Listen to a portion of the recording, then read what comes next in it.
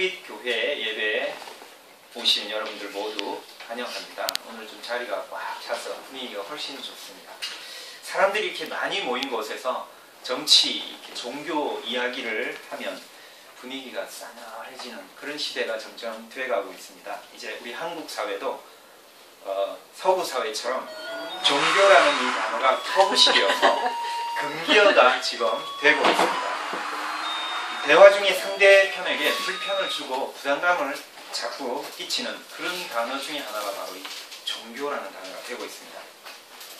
프로이드는 일찍이 종교가 어린아이의 이 심경 강박증을 일으키는 것 같다 이렇게 비난을 했죠. 마르크스라는 분은 또 어떻게 했습니까? 종교가 뭐라 그랬죠? 민중의 아편이라고 굉장히 폄하를 했습니다. 근데 사실 요즘 우리 한국 교회에서 벌어지고 있는 일들을 보면 유구무원이죠. 할 말이 참 별로 없는 때인 것 같은데 일부 미래학자들이 말하는 것처럼 과연 시간이 지나서 우리 인류가 진보를 하게 되면 종교라는 게 없어질까요? 그렇게 말하는 미래학자들이 있죠. 종교학자들은 인간이라는 게 무엇일까? 이런 질문을 자꾸 던집니다.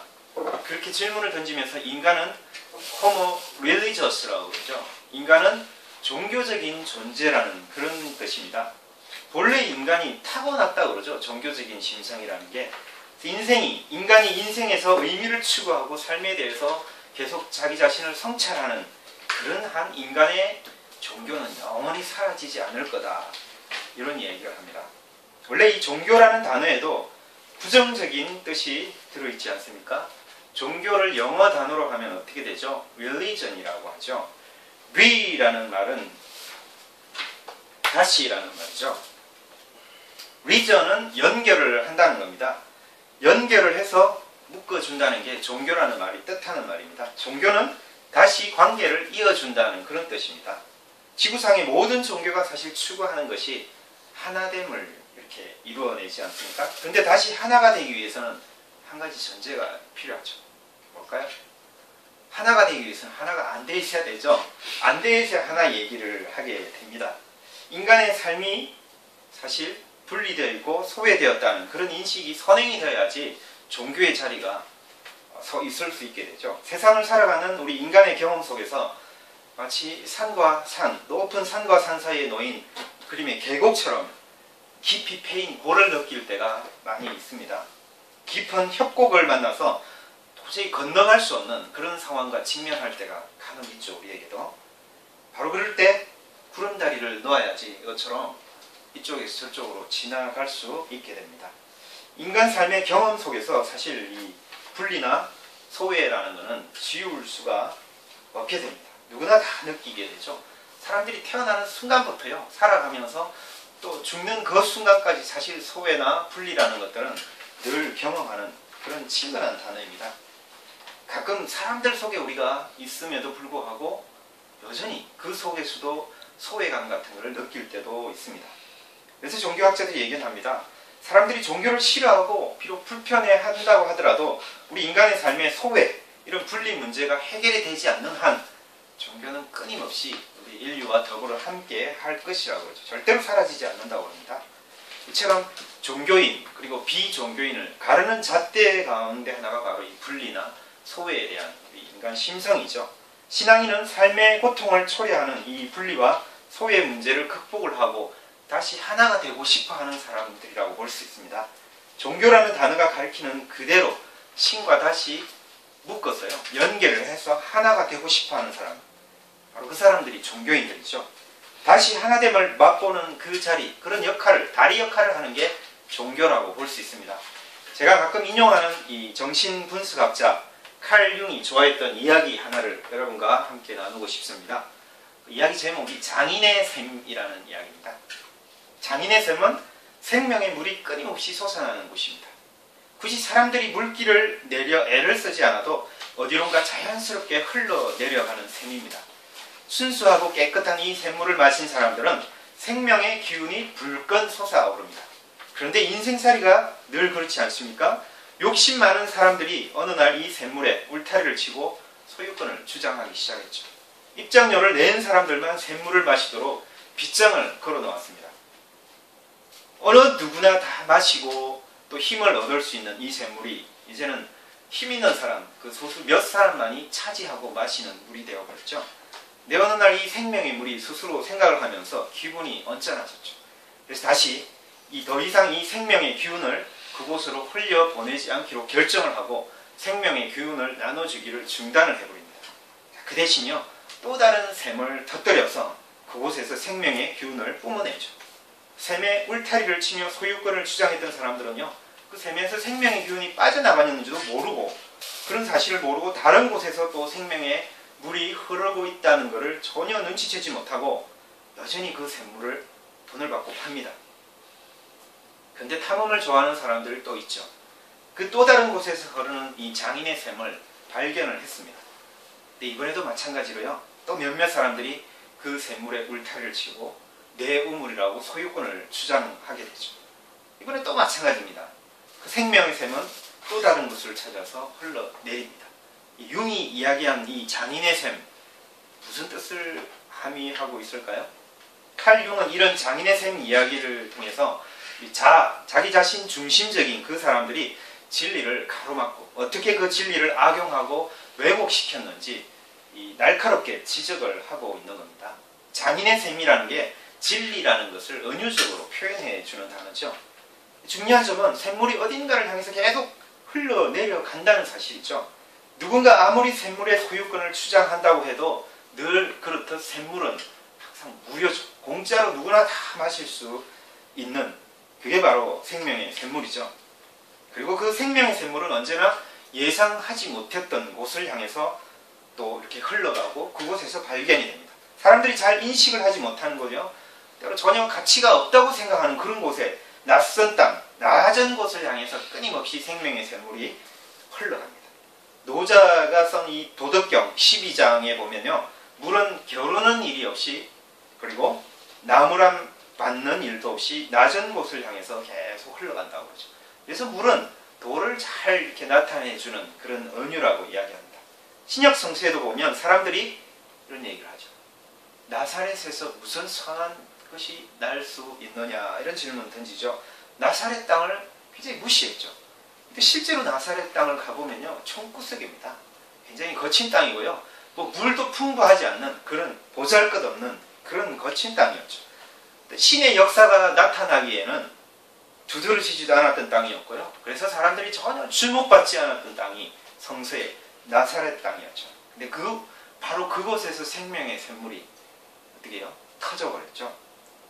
서로 겨룰 일도 없이요, 나무란 받을 일도 없이요, 낮은 곳을 향해서 흐르는 그 물처럼 나사렛 땅에서 예수의 샘물이 터져 올랐죠. 저는 오늘 이런 생명의 샘물, 또 다른 비유, 은유를 가지고 지금까지 여러분 잘 접해보지 못하셨던 도마복음 말씀을 가지고 한번 풀어내 보려 합니다. 오늘 이 도마복음 말씀도 진리의 샘물들 가운데 하나로 알려져 있죠. 도마복음은 20세기 초에, 여러분 주보 보신 거 그대로 나와 있죠. 20세기 초에 처음 발견되었죠. 1945년에 이집트 농부 무함마드 알리라는 사람이 나일강 상류 나그 함마디라는 곳이죠. 그 산기슭에서 토기 항아리 하나를 발견했어요. 근데 그 안에 파피루스, 여러분 뭐 한 번씩 뉴스에 접해봤던 그 갈대잎으로 만든 파피루스 종이에 기록이 되어 있던 도마복음이 발견이 되었습니다. 자, 도마복음은요, 마태복음, 마가, 누가 이런 공간복음서 내용이랑 한 절반 정도가 일치하고 있습니다. 제가 지난주에 땅빛 교회 밴드 창에다 도마복음 내용을 이렇게 올려드렸습니다. 읽어보신 분들 내용이 좀 어떻던가요? 굉장히 신비스러운 내용이 도마복음 안에 많이 들어있죠. 공간복음서 내용을 두 마디로 축약을 하면 뭐가 될까요? 복음 내용을 두 가지로 축약하면 하나님 나라죠. 공간복음서 전체를 그냥 두 단어로 얘기하면 하나님 나라 복음이라는 거죠. 천국 복음이라고 그러고요. 자, 오늘 본문 말씀처럼요, 회개하라, 천국이 가까웠다. 예수님의 공생애가 시작이 되었죠. 그리고 갈릴리 온 땅을 두루다니면서 그 하나님 나라 복음을 전하는 이야기가 공간복음서에 다 들어있습니다. 자, 그런데요, 마태복음에서는 하나님이라는 이 이름, 십계명 때문에 그렇죠. 하나님이라는 이름을 함부로 부르지 말라는 그것 때문에 하나님 이름 대신에 하늘이라고 표현을 했죠. 그래서 마태복음에는 하나님 나라가 하늘나라 이렇게 나옵니다. 우리가 흔히 생각하듯이요, 저 공중에 있는 그 하늘 위에 있는 나라가 전혀 아니고요, 하나님의 나라라는 것이죠. 하나님 나라는 장소라는 뜻보다는요, 다스림이라는 거죠. reign, 통치라는 그 뜻이 성서에서 말하는 하나님 나라의 성격이 굉장히 짙습니다. 세상의 대통령, 왕적인 그런 존재가 이 나라를 다스리는 것 대신에, 만약에 하나님이 이 나라를, 우리 대한민국을 다스리면 우리나라가 어떻게 될까, 우리가 상상력을 펼쳐볼 수 있죠. 그런 하나님의 통치가 이루어지는 사람들, 그 공간 속에 하나님 나라가 그대로 이루어진다고 그러죠. 자, 오늘 도마복음서에서 하나님 나라에 대해서 또 다른 면을 좀 알려줍니다. 도마복음서에서 그 나라가 어떻게 있죠? 하늘에 있다고 하면 그곳에 뭐가 먼저가 있다고 그럽니까? 새가 먼저가 있다고 그러죠. 자, 그 나라가 바다에 들어가 있다고 하면 그곳에는 물고기가 먼저가 있다고 아주 이상한 말을 하죠. 자, 그 대신요, 하나님 나라는 어디에 있습니까? 이렇게 질문을 하면 대답이요, 당신 안에도 있고 당신 밖에도 있습니다. 신비스러운 이야기를 합니다. 자, 무슨 뜻일까요?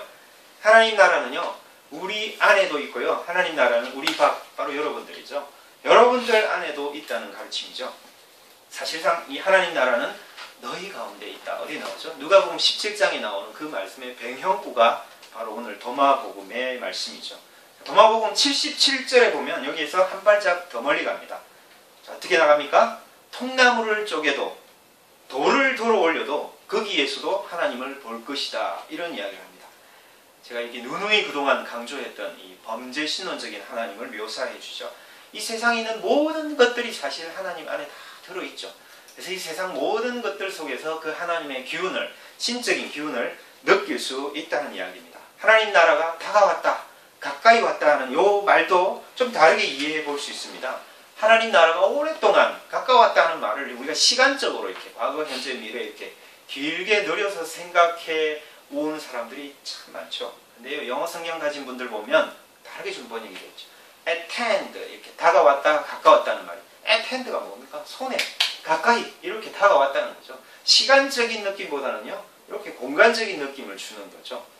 미래적인 느낌보다는요, 현재적인 느낌을 주죠. 하나님 나라가요, 우리 안에, 우리 밖에, 여러분 속에 가까이 왔다. 오늘 말씀이 그렇게 이야기를 합니다. 지금 오늘 우리가 예배 드리는 곳 이름이 뭐죠? 땅빛 교회입니다. 주중에는요, 대충 보시면 아시겠지만 치과로, 빛치과로 있다가 이렇게 주일에는 땅빛 교회로 바뀌어버립니다. 근데 왜 하늘빛이 아니고 땅빛일까요? 왜 하늘 대신 땅이라는 단어를 취했을 것 같습니까? 우리가 저 높은 곳 하늘을 이렇게 쳐다보면 거기가 하늘이잖아요. 근데 만일 우리가 그 바깥 하늘, 저 공간에서 여기를 보면 어떻게 되죠? 여기가 하늘이 되죠. 하늘이 땅이고 땅이 곧 사실 하늘이나 마찬가지입니다. 자, 제가 여러 차례 강조했던 것처럼요, 사람들의 삶은 하늘 위 구름 위에서 펼쳐지는 게 아니라 늘 땅, 이 땅 한가운데 먼지 자욱한 공간에서 이루어지죠. 예수님도 그렇게 성육신했죠. 성전에요, 교회 건물, 회당 안에 들어온 게 아니라 사람들이 호흡하는 먼지 나는 땅 한가운데 예수님도 성육신을 그렇게 했죠. 오늘 도마복음 말씀도 마찬가지입니다. 하나님 나라가요, 땅에 이루어진다는 얘기를 합니다. 우리 안에요, 여러분 안에요. 내 속에서, 여러분들 속에서 하나님 나라가 이루어진다고 도전을 하고 있죠. 제가 졸업을 했던 학교가 장로의 신학대학원입니다. 그 신학대학원에서 지난주에 이 신앙 부흥 사경회가 열렸어요. 문화를 가르치는 제 친구 성석환 교수가 이런 얘기를 하나 했습니다. 제가 한번 인용해 보겠습니다. 아마도 이토록 고통스러우며 답답한 현실에서 설교자는 시인이 되지 않으면 하나님의 말씀을 온전히 대언하기가 어려운 시대입니다. 시는 아름답고 유려하며 찬란하고 곱고 잔잔하고 촉촉하지만 하나님의 말씀을 시로 전하는 설교자의 시는 단지 달콤한 미러가 아니라 오히려 비수처럼 화살같이 우리의 마음을 찌릅니다. 예언이요, 묵시요, 계시요, 호소가 됩니다. 시인의 눈으로 세상을 보고 시인의 마음으로 사람을 대하며 시인의 영성으로 말씀을 대면해야만 제대로 살고 제대로 사랑할 수 있는 그 시대를 우리가 살고 있습니다. 그런데 한국교회의 찬양이 저에게는 시인의 호소에 응답하기에는 아무래도 어색하게 느껴집니다. 시인의 시는 현실의 모순을 향하는데 교회의 노래는 하늘의 영광을 찬양합니다. 시인의 시는 광야에 외치는 소리를 말하는데 교회의 노래는 영광의 예루살렘만을 열망합니다. 시인의 시는 절망과 통곡을 호소하는데 찬양의 노래는 여전히 하늘을 지지합니다. 시인의 시는 비움과 포기를 아름답다고 하는데 그들의 노래는 이기고 승리만을 선언합니다. 우리의 노래가 땅을 바라보질 않습니다. 우리의 노래가 우리 자신의 이야기를 담고 있질 않습니다. 우리의 시가 세상의 고통을 외면하고 있습니다. 우리의 찬양이 낮은 곳에서 함께 고통스러워하시는 하나님의 현존을 노래하지 않습니다. 희망의 노래, 공의의 노래, 찬양의 광야의 노래가 사라져버린 것 같습니다. 우리 교회 이야기하는 것 같죠? 다행히 우리 교회 이름은 땅빛 교회입니다. 인터넷 검색을 제가 해봤더니 세상에서 하나도 없더라고요. 유일한 교회, 땅빛 교회입니다. 하늘이 곧 땅이고 땅이 곧 하늘입니다. 사람들이 사는 곳은요, 항상 먼지가 자욱하게 일어나고 있는 땅이죠. 구름과 하늘을 우리 좀 그만 쳐다봐야 되고요. 시선을 좀 낮추어서 사람들 속을 봐야 되죠. 땅 속을 바라봐야 될 때죠. 느긋이, 지그시 땅을 바라볼 수 있는 그런 시선을 가졌으면 좋겠습니다. 땅 한가운데 성육신 하셨던 그 예수님을 좇아서 척박한 땅 한가운데 신앙인의 발은 항상 이렇게 붙이고 매달고 살아야 될 필요가 있습니다. 낯설고 척박한 땅, 나사렛에서 생명의 샘물이 터져 나왔죠. 자, 거친 땅에 우리가 발을 딛고 살고 있어야지 바로 그 생명의 샘물을 진하게 맛볼 수 있게 되고 마시게 됩니다. 영어 단어에 이런 단어가 나옵니다. inconvenient truth라고 되어 있죠. 자, 우리말로 불편한 진실, 개콘의 불편한 진실이 아니고요. 자, 사람들이 진실과 맞부딪히면 불편을 느낍니다. 왜 그럴까요? 지금까지 당연하게 생각했던 그 고정관념 같은 것들요, 그 사고가 전복이 될 때 혼란스러움이 찾아올 수 있다는 거죠. 자, 오늘 도마복음 2절 말씀이 바로 그렇습니다. 깨달음을 쫓아서 추구하는 사람들, 찾을 수 있을 때까지 계속 찾아라고 되어 있죠. 땅을 깊이 파고 내려가야 우물이 생기지 않습니까? 근데 좀 역설적인 상황도 나옵니다. 찾고 나면요, 어떻게 된다고 했죠? 혼란스럽게 된다고요. 자, 혼란을 느끼면서 또 놀라게 된다고 말씀이 되어 있습니다. 자, 그러나 그런 후에 모든 것을 다스릴 수 있게 된다고 2절 말씀이 깨우쳐주죠. 자, 2절 말씀은 사실상 도마복음 말씀 전체를 풀어나가는 열쇠가 되고요. 동시에 오늘 우리 삶에 대해서 도전을 주는 하나의 나침반 역할을 하게 됩니다. 어떻게요? 벙커원교회에서 저와 교제를 나눈 분들은 아마 이 도마복음서 2절 말씀이 좀 더 실감나게 다가올지도 모르겠습니다. 자, 오늘 말씀 그대로 깨달음을 찾아 계속 길을 걷는 도중에 기존의 가치관이 몹시 흔들리고 때로 해체되는 그런 혼란스러움을 맛보신 분들 있을 겁니다. 자, 혼란스러움 속에요, 놀라는 체험도 했을 거고요. 그 과정 속에서 갈등을 겪기도 했겠죠.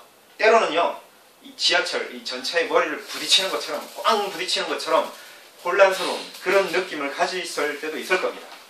근데 시간이 지남에 따라서요, 그 모든 상황을 다스릴 수 있는 평정심을 또한 찾게 되었죠. 아직은 아닌가요? 자, 아직 아니신 분들은요, 좀 더 놀라고 좀 더 갈등하면 그 다음 단계, 자유, 이 해방의 평정심 단계가 반드시 우리에게 찾아옵니다. 그래서 오늘 2절 말씀이 그러죠. Keep going. 계속 가라는 겁니다. 계속 추구해라 그러죠. 진리를 추구하면서 계속 그 길을 계속해서 걸어가라고 도전하고 있습니다. 자, 지금 우리는 이전과 새로운 방식으로 신앙을 사유하며 살아내는 또 다른 길을 걷고 있습니다.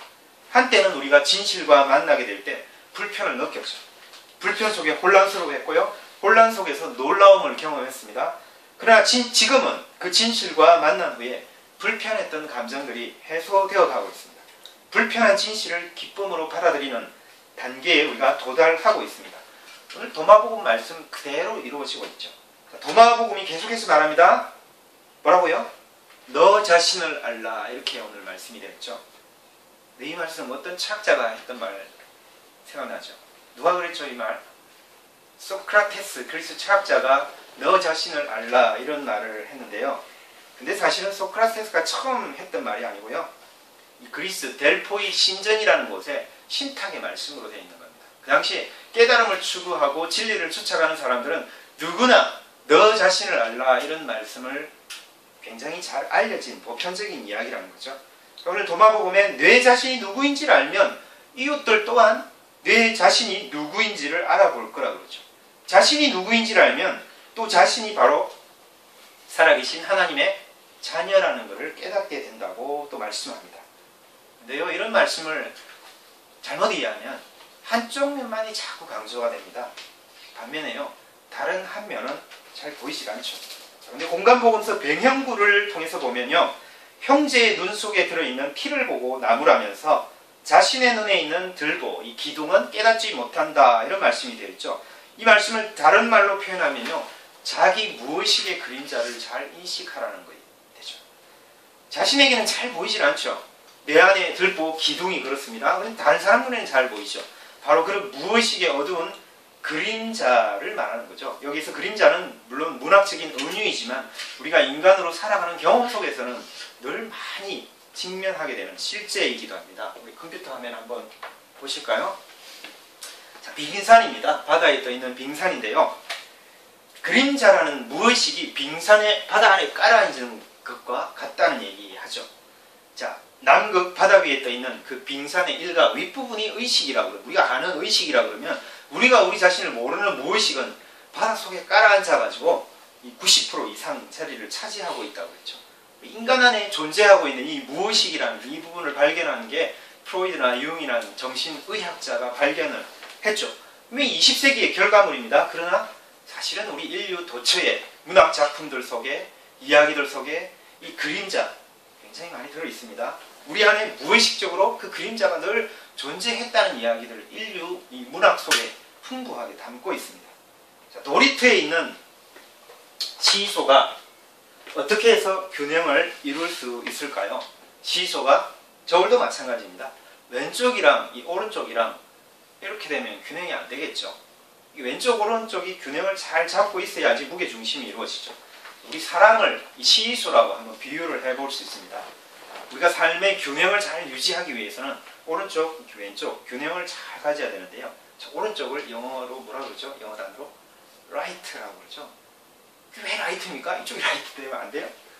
근데 이게 오른손잡이, 오른쪽이 항상 의롭고 옳다는 그런 문화들이 오랫동안 많이 있었죠. 그래서 항상 오른쪽이 바르다는 그 문화적인 인식이 지배를 했고요. 반면에 왼손잡이들이 핍박을 많이 받았죠. 뭐 요즘에야 왼손잡이가 오히려 더 뭐 좋은 면이 많다고 부각이 됐는데 오랫동안 왼손잡이들이 핍박을 많이 받아왔죠. 자, 근데 이런 거는 문화이고요. 사회화입니다. 시대마다 달라질 수 있는 거고요. 사람들이 사회를 이루면서 만들어 놓은 규칙이고 예의범절, 뭐 그리고 당위성을 가진 수많은 에티켓이 오른쪽 저울에 딱 이렇게 놓여지게 됐죠. 그러면 반대편 왼쪽에는 그 그림자라고 그랬잖아요. 뭐가 이렇게 놓여질 거예요? 자, 우리 그림자 무엇이라고 그랬죠? 사회화 과정을 거치면서 우리가 알고 있는 이 의식 안에서 억압이 되어 있던 그런 요소들이 왼쪽에 놓여입니다. 우리 사회생활 하면서요, 요거 하면 안 돼, 저거 하면 안 돼, 이렇게 살면 안 돼, 계속해서 규칙들이 많이 만들어지는 거죠. 자, 그런 많은 규칙들 때문에 생긴 중압감이라는 게 자기도 모르게 우리 무의식 안에서 깊이 빙산처럼요 가라앉아가지고 열등한 그림자가 우리 안에 만들어진다는 겁니다. 자, 이런 그림자를 왼편에 딱 놓고 사람이 균형 있게 건강한 삶을 살려면 오른쪽이랑 왼쪽이랑 이렇게 잘 맞춰서 균형을 갖춰야 합니다. 이 균형이 탁 삐뚤어지면 문제가 생겨나죠. 시소 위에 너무 많은 물건을 놓아도 시소가 붕괴되어 버리죠. 여러분, 마음이 건강하지 못하는 사람들요, 그리고 신경쇠약이 찾아오는 그런 여러 원인들을 정신과 의사들이 분석을 해보니까 바로 이 시소의 오른쪽 왼쪽이 균형을 갖지 못해서 무너져 버려서 생겨난 탓이라고 이야기를 합니다. 흔히들 생각하듯요, 훌륭한 인격을 가진 사람들이나 성인들의 삶이 마치 바른생활 도덕 교과서처럼 그렇게 존재 안 하죠.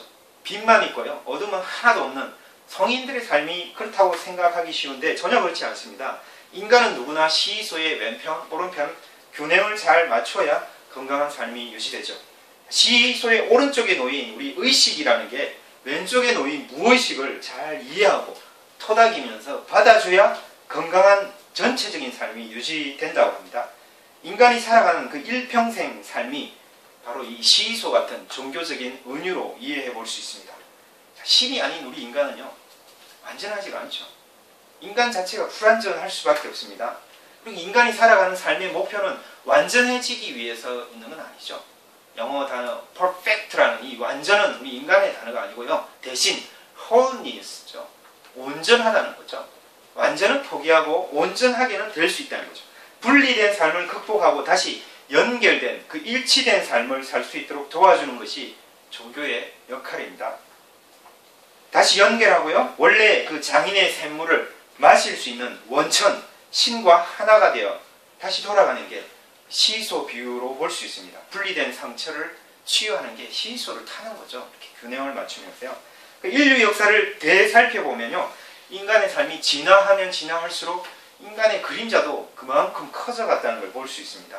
그림자가 개인적으로도 나타났지만 우리 집단적으로 그림자도 나타났는데 개인적인 자아가 욕심이 풍선처럼 팽창을 해가 어느 순간에 터져버렸죠. 그렇게 터져버리는 순간 이 개인이 사람이 마치 신이나 된 듯 착각 속에 빠지게 됩니다. 그렇게 폭발하고 착각이 일어나는 게 바로 전쟁이고 대학살이죠. 그림자를 잘못 따라가지고 수많은 사람들이 고통을 당했습니다. 그림자를 완전히 제거하는 것 그 인간의 목표는 아니죠. 그런 건 불가능한 거고요. 그 대신 그림자가 있다는 사실을 우리가 인식을 하면서 시소처럼요. 빛과 그림자의 균형을 유지하면서 사는 게 인생입니다. 자연에는 빛, 어둠 동시에 존재하죠. 창조, 파괴가 동시에 이루어지죠. 위가 있으면 아래가 있죠. 남자가 있으면요 여자가 있습니다. 항상 대극이 존재합니다. 자연에는요. 독일의 문호 유명한 괴테가 어느 날 자신의 도플갱어를 보고 깜짝 놀랍니다. 도플갱어라는 말은요 자기 자신의 거울 이미지입니다. 우리가 거울을 보면 반대로 나타나죠. 왼쪽이 오른쪽, 오른쪽이 왼쪽 이렇게 대칭으로 나타나죠. 괴테가 어느 날 거울처럼 자신의 무의식의 자아의 반대 모습인 무의식을 발견하고 깜짝 놀라게 됩니다. 사람들이 대부분 우리 심리라는 것이 그 심리라는 집에서 자기 혼자 사는 거로 착각하는데 사실은 우리 그림자랑 도플갱어랑 같이 살아가고 있다는 거죠. 자신의 그림자를 인정을 하고 소유하고 산다는 것은요. 우리 자아 안에 있는 이 무의식이 다양한 측면이 있다는 것을 직시하고 인정하는 그런 말과 똑같은 말입니다. 자아와 그림자는 원래 같은 원천에서 만들어지는 것이죠. 근데 다른 하나가 없이 서로 존재할 수 없습니다. 여러분, 어둠이 있어야 빛이 빛나지 않습니까? 빛이 있어야 또 어둠도 생기는 거고. 자신을 되돌아보고 살핀다는 그 성찰한다는 말 있죠. 그것도 다른 말로 하면 자기 자신의 무의식 안에 있는 그림자를 잘 돌아본다는 말과 똑같죠. 그래서 칼융은요. 일평생 자기 삶을 70평생을 돌아보면서 내 의식, 내가 알고 있는 이 의식이 내가 모르고 있는 무의식을 떠올려서 계속해서 발견해 나가는 과정이었다. 이런 고백을 자서전에서 했습니다. 자아와 그림자가 만나는 장면을 제일 잘 묘사한 그 문학 작품이 있습니다. 바로 괴테의 파우스트라는 작품이죠. 시소 오른편에 위치한 주인공이 파우스트고요. 왼편에 위치한 주인공, 악마가 메피스토펠레스였죠. 자아와 그림자 간격이 너무 커져가지고 어느 날 파우스트가 자살을 시도하려고 합니다. 중압감이, 열등감이 너무 커져가지고 시소가 균형을 잃어버렸죠. 그만 부러지기 일보 직전의 상황이었습니다. 바로 그때 파우스트는 자신의 그림자인 이 메피스토펠레스를 만나게 되죠. 시소 왼편의 메피스토 역시 파우스트처럼요. 악마로서 살아가는데 그림자로 살아가는데 지쳐가지고 신물이 날 지경이어서 둘 다 비슷한 상황이죠.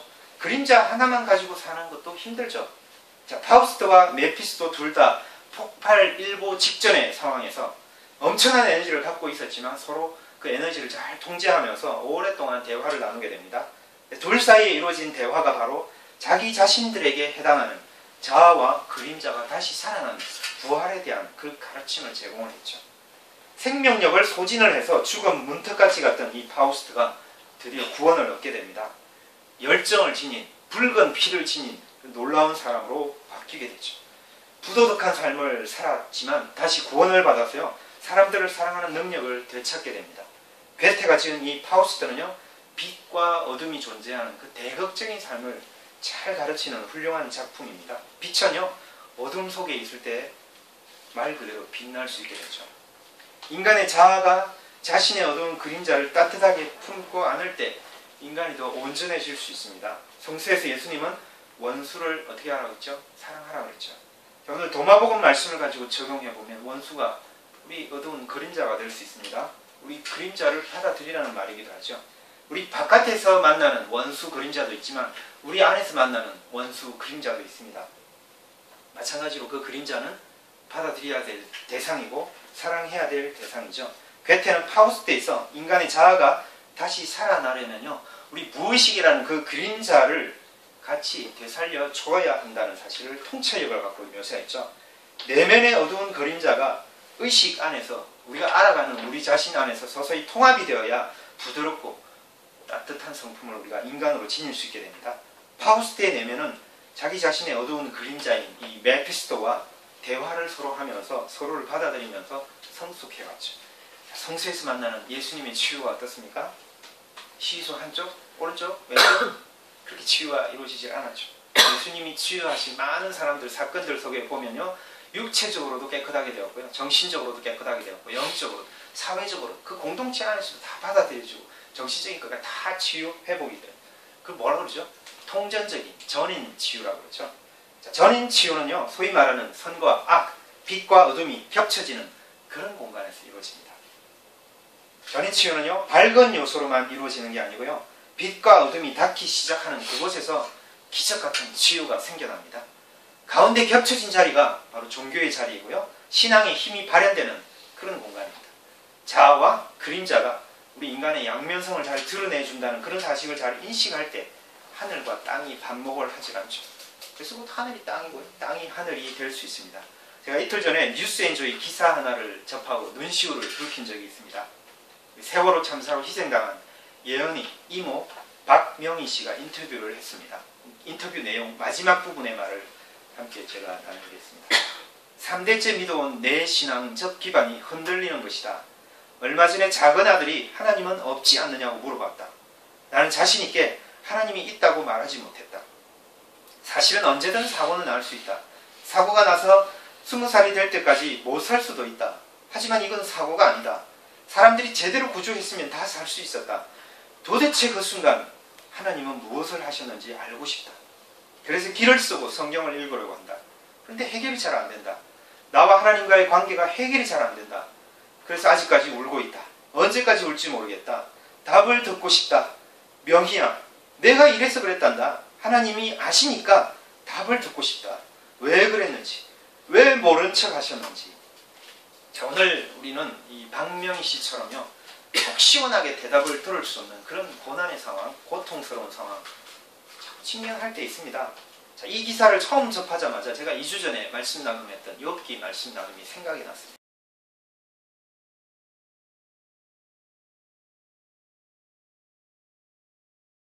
이루 말할 수 없는 그 슬픔을 겪고 있는 사람에게 과연 무슨 위로가 될까 하는 생각도 들었습니다. 근데 다른 한편으로는요, 안타까운 마음이 계속 드는 거죠. 뭔가 오해를 하고 있는 부분이 보이는 겁니다. 잘못 알고 있는 이 하나님 이미지 때문에 더 고통을 겪을 때가 많이 있습니다. 단선적이고요, 흑백, 이원론적인 이런 하나님 이미지를 좀 확장하고 다채롭고 다양한 그런 하나님의 성품을 우리가 좀 더 인식한다, 좀 그렇더라면 하는 아쉬움이 남았습니다. 우리 욥기 43장, 42장에서 끝나지만요, 43장이 있다고 제가 그랬죠. 여백이 사실 시작이 되고요, 큰 울림이 남아있는데 그 울림을 같이 좀 공유했더라면 하는 아쉬움이 남았습니다. 우리가 이웃의 고통을 접할 때 출발 지점에서부터 절대로 잊지 말아야 될 하나의 포인트가 있습니다. 그게 뭐냐면요, 성서 말씀이 줄기차게 주장하는 건데요, 우리 하나님은요, 고통받는 사람들을 절대로 결코 나무라지 않는다는 이야기. 그 대신에요, 고통받는 사람 그 편에 같이 서서 그분들과 함께 아파하시는 하나님, 바로 그런 분이시라는 걸 성서가 가르쳐주죠. 예은의 엄마 박명희 씨가요, 마지막에 하소연을 했죠. 세월호 참사에서 벌어졌던 그 수많은 어린이들의 그 아이들의 죽음이 벌어졌을 때 하나님은 도대체 어디에 계셨나요? 하나님은 도대체 무엇을 어떻게 느끼셨는지 알고 싶어요. 우리가 슬퍼 괴로워할 때요, 주님이 어떻게 하시는지 궁금하신 분들 많죠. 성서의 복음서 속 예수의 발자취를 따라가면서 우리가 마주치는 하나님의 모습은요, 우리보다 훨씬 더 아파하고 고통스러워하면서 그 고통스러워하는 사람들과 같이 곁에서 고난을 받으신다고 말씀이 일관되게 가르쳐줍니다. 신앙인들은 하나님의 이미지를 끊임없이 확장을 해 나갈 필요가 있습니다. 현실을 바라보고 있는 우리 인식의 지평을 계속해서 넓혀 나가려고 부단히 노력해야 합니다. 하나님이 되신다는 이런 것, 한계를 딱 짚고요. 경계선을 딱 긋고 말뚝을 딱 박아버리는 것, 굉장히 위험한 거죠. 혹시나 말뚝을 박았더라도 다시 뽑아내야 됩니다. 경계선을 옮겨야 되고요. 끊임없이 인식 지평을 넓게 깊이 더해야 된다는 거죠. 우리 인간의 인간됨에 대해서도 마찬가지입니다. 끊임없이 인식 지평을 확장해야 돼요. Keep going. 계속해서 깨달음을 추구하며 깨달음을 살아내는 꾸준한 길을 도마복음은 계속 걸어가라고 합니다. 울타리를 쌓아놓고요. 내 샘물이라고 소유권을 주장하지 말라는 거죠. 샘물은 흘려보내서 대지를 촉촉하게 적시게 만들어야 한다는 거죠. 이웃들과 함께 시원한 그 샘물을 퍼마시면서 생명의 기운을 일깨워 나가라는 거죠. 그게 우리 신앙의 길입니다. 죽음을 목전에 둔 바로 그 고통스러운 순간에서 자기 자신 자아와 자기의 어두운 그림자 두 개가 만난 상황을 토로했던 신학자가 한 분 있었습니다. 독일 교회의 목사 보네프라는 분입니다. 위대한 신학자였고 목사였고 위대한 행동가였죠. 제가 좋아하는 이 보네프의 시 나는 무엇이라는 한 편을 함께 나누고 싶습니다. 보네프는 땅에 발을 딛고 저항을 하면서 예수님을 쫓아 살았지만 39이라는 아주 젊디젊은 나이에 형장의 이슬로 사라졌던 예수의 사람이었습니다. 나는 무엇? 그가 남긴 이 시는 죽기 직전에 그 옥중에서 남겼던 유작입니다. 나는 무엇? 남들은 종종 내게 말한다. 내가 감방에서 나올 때의 모습은 마치 거대한 성에서 나오는 성주처럼 의연하고 유쾌하며 당당했다고. 나는 무엇? 남들은 종종 내게 말한다. 내가 나를 지키는 간수들과 이야기할 때 모습은 마치 살인관이나 되는 것처럼 자유롭고 유쾌하며 확고했다고. 나는 무엇? 나는 사람들로부터 이런 이야기를 들어왔다. 나는 불행한 나날을 보낼 때에도 마치 승리에 익숙한 사람처럼 침착하고 웃음을 잃지 않으며 당당했다고. 정말 나는 그들이 말하는 바로 그 사람인가? 아니면 내가 내 스스로 알고 있는 바로 그 사람에 불과한가? 마치 세상에 갇힌 새처럼 불안하고 갈망하며 병든 나. 마치 누군가가 내 목을 조르는 것처럼 숨을 쉬기 위해 안간힘을 쓰고 있는 나. 빛깔, 꽃, 새들의 노래에 굶주리고 친절한 말과 인간적 친밀함에 목마르고 변덕스러운 폭정과 아주 사소한 비방에 분노하며 치를 떨고 근심에 눌리고 결코 일어날 것 같지 않은 엄청난 사건들을 기다리고 두려움에 사로잡혀 아무것도 못하고 먼 곳에 있는 친구들을 걱정하고 지치고 허탈한 채 기도하고 생각하며 행동하고 연약하여 이런 모든 것들을 포기할 준비가 된 나. 나는 무엇? 이런 사람인가? 아니면 저런 사람인가? 그렇다면 오늘은 이런 사람이고 내일은 저런 사람인가? 아니면 내 안에 그 두 사람이 동시에 존재하는가? 다른 사람들 앞에서는 대단하지만 혼자 있을 때에는 애처롭게 우는 비열한 심리학자인가? 이미 승리한 전투를 앞두고 혼비백산에서 도망치는 패배한 군대, 그것과 나의 내면 세계가 다를 바는 무엇이랴? 나는 무엇? 남들은 이런 고독한 질문들로 나를 희롱한다. 오 하나님, 내가 누구이든 당신은 나를 아십니다. 당신이 아시듯 나는 당신의 것입니다. 신학자 보네퍼는 이 마지막 구절에서 자신의 무엇이, 다시 말해서 그림자를 정확하게 인식하면서 그 빈자리에서 하나님과 관계를 엮어냈습니다. 서두에서 말씀드렸던 것처럼 소외되고요, 분리되었던 그 자리를 다시 하나님과의 관계라는 끈을 엮어내면서 묶어주었죠. 그게 바로 종교입니다. 인간은 빛으로부터 어둠을 완전히 제거할 수 없죠. 우리 의식인 빛이 무의식인 어둠을 잘 인식하면서 수용하고 조화를 이루면서 살아내는 것이 우리 신앙인의 고백이고 삶이죠. 안타깝게도 우리 보네퍼는 얼마 지나지 않아서 히틀러에 의해서 처형을 당했습니다. 하나님 곁으로 떠났습니다. 그러나 보네퍼가 남긴 그 삶의 자취는 엄청나게 컸습니다. 우리 20세기 최고의 신학자를 꼽으면 항상 이 손가락 3개 안에 들어가는 사람입니다. 그가 남긴 신학적인 통찰, 예수를 따랐던 삶의 도전은 사람들의 그 분리, 소외된 그 상처들을 많이 치유했습니다. 끊어진 두 공간을 다시 연결하는 교랑이 되었죠. 이게 원래 종교란 말이 지니고 있는 뜻입니다. 같이 기도하겠습니다. 자, 오늘 말씀을 되짚어 보면서 잠깐 우리 자신을 돌아보고요. 오늘 말씀 가운데서 하나님과 우리의 관계를 돌아보면서 잠시 침묵으로 기도하겠습니다.